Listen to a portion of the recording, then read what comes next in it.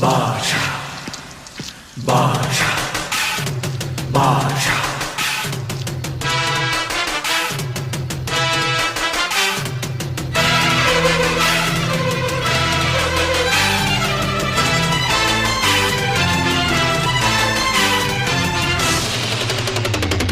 பாஷா